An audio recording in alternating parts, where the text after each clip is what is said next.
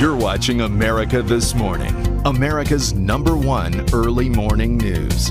All right, back here at home, extreme weather overnight. Nearly 24 Boy Scouts in New England recovering from a lightning strike. That strike in central New Hampshire sent 3 adults and 23 scouts to the hospital, some as young as 13 years old.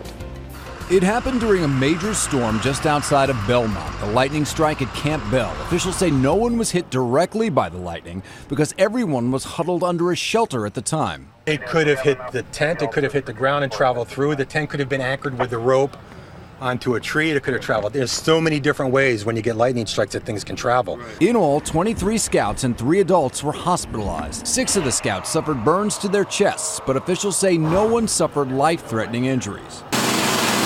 Severe weather also pounding the nation's midsection. In Illinois, high winds and torrential rains triggered mudslides, downed trees, and blew over vehicles on the interstate.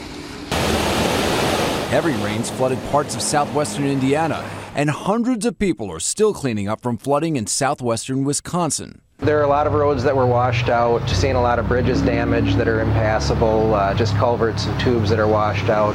Now people are just moving forward and trying to get their houses livable again.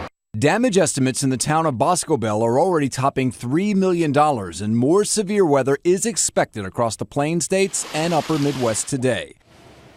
And there is more breaking weather news. We are keeping an eye on a strengthening storm in the Pacific Ocean. Cosme expected to become a hurricane sometime today. Sustained winds right now up to 65 miles an hour. The storm's biggest effect on land will be big waves. They are considered life-threatening in some areas.